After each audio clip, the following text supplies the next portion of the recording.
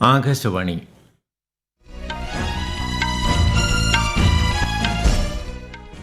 നമസ്കാരം. വാർത്തകൾ വായിക്കുന്നത് ഉദയൻ കിളിയന്നൂർ.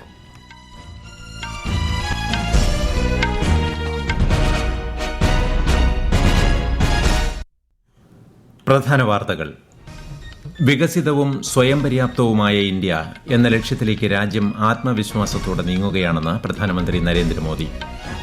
തീവ്ര വോട്ടർ പട്ടിക പരിഷ്കരണത്തിന്റെ ഭാഗമായി 50 കോടി എന്യൂമറേഷൻ ഫോമുകൾ വിതരണം ചെയ്തതായി കേന്ദ്ര തെരഞ്ഞെടുപ്പ് കമ്മീഷൻ. കേരളത്തിൽ ഫോം വിതരണം 2,67,00,000 കവിഞ്ഞു. ബീഹാറിൽ സർക്കാർ രൂപീകരണ ചർച്ചകൾ അവസാന ഘട്ടത്തിൽ. സത്യപ്രതിജ്ഞ ഈ മാസം 20-ന്. ഡൽഹി സ്ഫോടനത്തിൽ ഒരാളെ കൂടി അറസ്റ്റ് ചെയ്ത ദേശീയ അന്വേഷണ ഏജൻസി. ആന്റിബയോട്ടിക് മരുന്നുകളുടെ തെറ്റായ ഉപയോഗം തടയുക എന്ന ലക്ഷ്യവുമായി ആന്റി മൈക്രോബിയൽ റെസിസ്റ്റൻസ് അവബോധം വാരാചരണത്തിന് ഇന്ന് തുടക്കം. ഗാസയിൽ സുരക്ഷയ്ക്കായി രാജ്യാന്തര സേനയെ നിയോഗിക്കാനുള്ള US പ്രമേയത്തിന് UN സുരക്ഷാ കൌൺസിലിന്റെ അംഗീകാരം. വാർത്തകൾ വിശദമായി. വികസിതവും സ്വയം പര്യാപ്തവുമായ ഇന്ത്യ എന്ന ലക്ഷ്യത്തിലേക്ക് രാജ്യം ആത്മവിശ്വാസത്തോടെ നീങ്ങുകയാണെന്ന് പ്രധാനമന്ത്രി നരേന്ദ്രമോദി. ന്യൂഡൽഹിയിൽ നടന്ന 6ാമത് രാംനാഥ് ഗോയങ്ക പ്രഭാഷണത്തിൽ സംസാരിക്കുകയായിരുന്നു അദ്ദേഹം. ഇന്ത്യ വളർന്നുവരുന്ന വിപണി മാത്രമല്ല, ലോകത്തിന് പ്രത്യാശയുടെ മാതൃക കൂടിയാണെന്ന് അദ്ദേഹം പറഞ്ഞു. കഴിഞ്ഞ വർഷങ്ങളിൽ യൂറോപ്പിലും പശ്ചിമേഷ്യയിലും പ്രതിസന്ധികളുണ്ടായപ്പോഴും ഇന്ത്യയിൽ സാമ്പത്തിക വളർച്ച തുടർന്നു. ആഗോള അസ്ഥിരതയുടെ പശ്ചാത്തലത്തിലും രാജ്യത്തിന്റെ വളർച്ചാ നിരക്ക് ഏകദേശം 7% തുടരുകയാണെന്നും പ്രധാനമന്ത്രി പറഞ്ഞു. हमारी इकोनॉमी ने हाई ग्रोथ रेट हासिल करके दिखाया. साल 2022 में यूरोपियन क्राइसिस के कारण पूरे दुनिया की सप्लाई चेन और एनर्जी मार्केट प्रभावित हुआ. 2022-23 में हमारी इकोनॉमी की ग्रोथ तेजी से होती रही. साल 2023 में वेस्ट एशिया में स्थितियां बिगड़ी, तब भी हमारी ग्रोथ रेट तेज रही. और इस साल भी जब दुनिया में अस्थिरता है, तब भी हमारी ग्रोथ रेट 7% के आसपास. രാജ്യത്ത് തീവ്ര വോട്ടർ പട്ടിക പരിഷ്കരണത്തിന്റെ ഭാഗമായി ഇതുവരെ 50 കോടി എന്യൂമറേഷൻ ഫോമുകൾ സമ്മതിദായകർക്ക് വിതരണം ചെയ്തതായി കേന്ദ്ര തെരഞ്ഞെടുപ്പ് കമ്മീഷൻ. ആകെ വോട്ടർമാരുടെ 98%മാണിത്. ഏറ്റവും കൂടുതൽ ഫോമുകൾ വിതരണം ചെയ്തത് ഉത്തർപ്രദേശിലാണ്. 15,27,00,000. ഈ മാസം 4-ന് ആരംഭിച്ച SIRന്റെ 2ാം ഘട്ടം അടുത്ത മാസം 4 വരെ തുടരും. അസമിൽ 2026 ജനുവരി 1 യോഗ്യതാ തീയതിയാക്കി പ്രത്യേക വോട്ടർ പട്ടിക പരിഷ്കരണത്തിന് ഉത്തരവിട്ട് കേന്ദ്ര തെരഞ്ഞെടുപ്പ് കമ്മീഷൻ. കരട് വോട്ടർ പട്ടിക അടുത്ത മാസം 27-ന് പ്രസിദ്ധീകരിക്കാൻ അസമിലെ മുഖ്യ തെരഞ്ഞെടുപ്പ് ഓഫീസർക്ക് നിർദ്ദേശം നൽകി. അവകാശവാദങ്ങളും എതിർപ്പുകളും ഡിസംബർ 27 മുതൽ ജനുവരി 22 വരെ അറിയിക്കാൻ അവസരമുണ്ടായിരിക്കും. അന്തിമ വോട്ടർ പട്ടിക 2026 ഫെബ്രുവരി 10-ന് പ്രസിദ്ധീകരിക്കും. സംസ്ഥാനത്ത് തീവ്ര വോട്ടർ പട്ടിക നടപ്പാക്കുന്നതിന്റെ ഭാഗമായി വിതരണം ചെയ്ത എന്യൂമറേഷൻ ഫോമുകളുടെ എണ്ണം 2,67,00,000 കവിഞ്ഞു. 14ാം ദിവസമായ ഇന്നലെ വൈകിട്ട് 6 മണി വരെയുള്ള കണക്ക് ആണിത്. ഫോം വിതരണം 95.89%-ലെത്തിയതായി മുഖ്യ തെരഞ്ഞെടുപ്പ് ഓഫീസർ രത്തൻ യു കേൽക്കർ അറിയിച്ചു. കേരളത്തിൽ തദ്ദേശ തെരഞ്ഞെടുപ്പിന്റെ നാമനിർദ്ദേശ പത്രികാ സമർപ്പണം പുരോഗമിക്കുന്നു.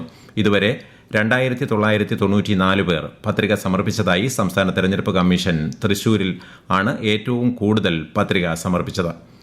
1,028 പേരാണ് ഇന്നലെ വരെ ജില്ലയിൽ പത്രിക സമർപ്പിച്ചത്. ഏറ്റവും കുറവ് പത്രികകൾ സമർപ്പിച്ചത് കാസർഗോഡ് ജില്ലയിലാണ്, 10 പേർ. ഈ മാസം 21 വരെയുള്ള പത്രികാ സമർപ്പണത്തിന് ശേഷം സൂക്ഷ്മ പരിശോധന 22-ന് നടക്കും. നവംബർ 24 വരെ പത്രിക പിൻവലിക്കാം. അടുത്ത മാസം 9-നും 11-നും 2 ഘട്ടങ്ങളായാണ് വോട്ടെടുപ്പ്. വോട്ടെണ്ണൽ 13-ന് നടക്കും. തദ്ദേശ തെരഞ്ഞെടുപ്പിന്റെ പ്രചാരണത്തിന് സമൂഹമാധ്യമങ്ങളിൽ പ്രചരിപ്പിക്കുന്ന ഉള്ളടക്കങ്ങളുടെ നിരീക്ഷണം ഊർജിതമാക്കാൻ സംസ്ഥാന തെരഞ്ഞെടുപ്പ് കമ്മീഷൻ ജില്ലാ തെരഞ്ഞെടുപ്പ് ഉദ്യോഗസ്ഥർക്ക് നിർദ്ദേശം നൽകി. ഓഡിയോ, വീഡിയോ, ഡിസ്പ്ലേ, AI കണ്ടന്റുകൾ കർശനമായി പരിശോധിക്കും. വാട്സാപ്പ് ഗ്രൂപ്പുകളിലെ പ്രചാരണ പ്രവർത്തനങ്ങളടക്കം നിരീക്ഷണത്തിന് വിധേയമാക്കുമെന്നും തെരഞ്ഞെടുപ്പ് കമ്മീഷൻ അറിയിച്ചു. ഡൽഹി ചുവപ്പ് കോട്ടയ്ക്ക് സമീപമുണ്ടായ സ്ഫോടനത്തിൽ ഒരാളെ കൂടി ദേശീയ അന്വേഷണ ഏജൻസി അറസ്റ്റ് ചെയ്തു. കശ്മീർ സ്വദേശിയായ ജസീർ ബിലാൽ വാനിയെയാണ് ശ്രീനഗറിൽ നിന്ന് അറസ്റ്റ് ചെയ്തത്. ഭീകരാക്രമണത്തിന് സാങ്കേതിക സഹായം നൽകിയത് വാനിയാണെന്ന് NIA അറിയിച്ചു. ഭീകരൻ ഉമർ നാബിയുമായി ചേർന്ന് സ്ഫോടനം ആസൂത്രണം ചെയ്തിരുന്നതായും അന്വേഷണ ഏജൻസി വ്യക്തമാക്കി. ഡൽഹി സ്ഫോടനത്തിൽ 10 പേർക്കാണ് ജീവൻ നഷ്ടമായത്. 25 പേർക്ക് പരിക്കേറ്റു. ബംഗ്ലാദേശിൽ സമാധാനവും ജനാധിപത്യവും സുസ്ഥിരതയും ഉറപ്പുവരുത്തുന്നതിൽ ഇന്ത്യ പ്രതിജ്ഞാബദ്ധമാണെന്ന് വിദേശകാര്യ മന്ത്രാലയം. ഇതിനായി ഇന്ത്യ ക്രിയാത്മക ഇടപെടലുകൾ നടത്തുമെന്നും മന്ത്രാലയം അറിയിച്ചു. ഷെയ്ഖ് ഹസീനയുമായി ബന്ധപ്പെട്ട് ധാക്കയിലെ അന്താരാഷ്ട്ര കുറ്റകൃത്യ ട്രൈബ്യൂണൽ പ്രഖ്യാപിച്ച വിധി ശ്രദ്ധയിൽപ്പെട്ടതായും ഇന്ത്യൻ വിദേശകാര്യ മന്ത്രാലയം പ്രസ്താവനയിൽ വ്യക്തമാക്കി. ഗാസയിൽ സുരക്ഷയ്ക്കായി രാജ്യാന്തര സേനയെ നിയോഗിക്കാനുള്ള അമേരിക്കൻ പ്രമേയം UN സുരക്ഷാ കൌൺസിൽ അംഗീകരിച്ചു.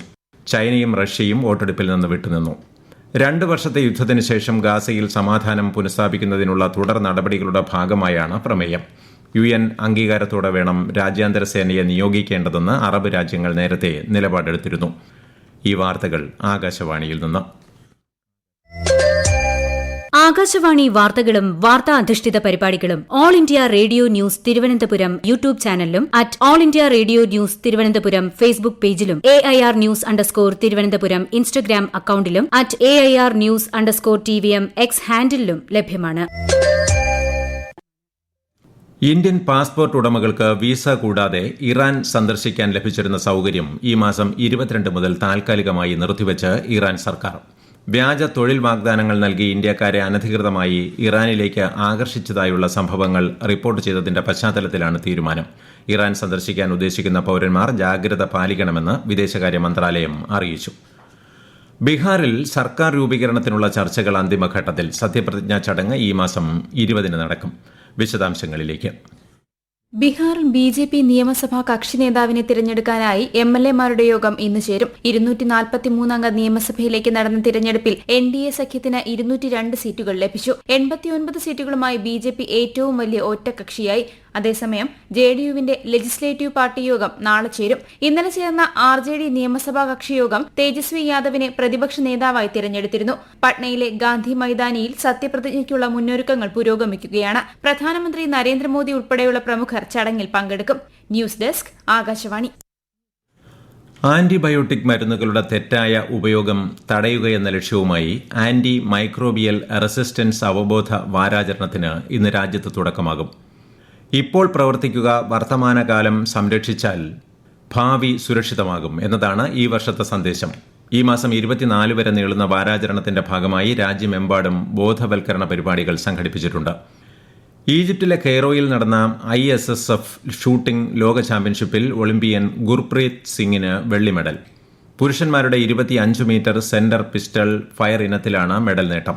ലോക ചാമ്പ്യൻഷിപ്പിൽ ഗുർപ്രീതിന്റെ 2ാമത്തെ വ്യക്തിഗത മെഡലാണിത്. ചാമ്പ്യൻഷിപ്പിൽ 3 സ്വർണം ഉൾപ്പെടെ 13 മെഡലുകൾ നേടി 3ാം സ്ഥാനത്താണ് ഇന്ത്യ. അച്ചടി മാധ്യമങ്ങളിലൂടെയുള്ള പരസ്യങ്ങളുടെ നിരക്ക് 26% വർദ്ധിപ്പിച്ച് കേന്ദ്ര സർക്കാർ. 1 ലക്ഷം കോപ്പി വരെ അച്ചടിക്കുന്ന പത്രമാധ്യമങ്ങളിലെ ബ്ലാക്ക് ആൻഡ് വൈറ്റ് പരസ്യങ്ങൾക്കുള്ള നിരക്ക് ചതുരശ്ര സെന്റിമീറ്ററിന് 47 രൂപ 40 പൈസയിൽ നിന്ന് 59 രൂപ 68 പൈസയായാണ് വർദ്ധിപ്പിച്ചത്. 9ാമത് നിരക്ക് പുനർനിർണയ സമിതി ശുപാർശ പ്രകാരമാണ് നടപടി. രാജ്യത്തെ കയറ്റുമതി 4.8% വർദ്ധിച്ചതായി വാണിജ്യ വ്യവസായ മന്ത്രാലയം. ഈ സാമ്പത്തിക വർഷം ഏപ്രിൽ മുതൽ ഒക്ടോബർ വരെ $491.8 ബില്യൺ കയറ്റുമതിയാണ് നടന്നത്. ആദ്യ 7 മാസങ്ങളിൽ പെട്രോളിയം ഇതര ഉൽപ്പന്നങ്ങളുടെ കയറ്റുമതി 3.92% വർദ്ധിച്ചു. ഒക്ടോബറിൽ സ്വർണ്ണ കയറ്റുമതിയിൽ 199.2% വർധനയും രേഖപ്പെടുത്തിയിട്ടുണ്ട്. ഇന്ത്യ ബ്രിട്ടൻ സംയുക്ത സൈനിക അഭ്യാസമായ അജയ വാരിയറിന്റെ 8ാം പതിപ്പ് ബിക്കാനറിൽ ആരംഭിച്ചു. നഗരപ്രദേശങ്ങളിലെ തീവ്രവാദ വിരുദ്ധ പ്രവർത്തനങ്ങളാണ് പ്രധാന ലക്ഷ്യം. ഇരു രാജ്യങ്ങളിൽ നിന്നുമുള്ള 240 സൈനികർ പങ്കെടുക്കുന്നുണ്ട്. ഇന്ത്യയിൽ നിന്ന് സിഖ് റെജിമെന്റിലെ സൈനികരാണ് പങ്കെടുക്കുന്നത്. ഐക്യരാഷ്ട്രസഭയുടെ നിർദ്ദേശപ്രകാരമാണ് സംയുക്ത സൈനിക അഭ്യാസം നടത്തുന്നത്. സൈനികാഭ്യാസം ഈ മാസം 30 വരെ തുടരും. കേരളത്തിൽ വ്യാപക മഴയ്ക്ക് സാധ്യതയെന്ന് കേന്ദ്ര കാലാവസ്ഥാ വകുപ്പ്. തിരുവനന്തപുരം, കൊല്ലം, പത്തനംതിട്ട, കോട്ടയം, ഇടുക്കി, മലപ്പുറം ജില്ലകളിലാണ് മുന്നറിയിപ്പ്. ശക്തമായ കാറ്റിനും മോശം കാലാവസ്ഥയ്ക്കും സാധ്യതയുള്ളതിനാൽ കേരള ലക്ഷദ്വീപ് തീരങ്ങളിൽ മത്സ്യബന്ധനത്തിന് വിലക്കേർപ്പെടുത്തി. പ്രധാന വാർത്തകൾ വീണ്ടും.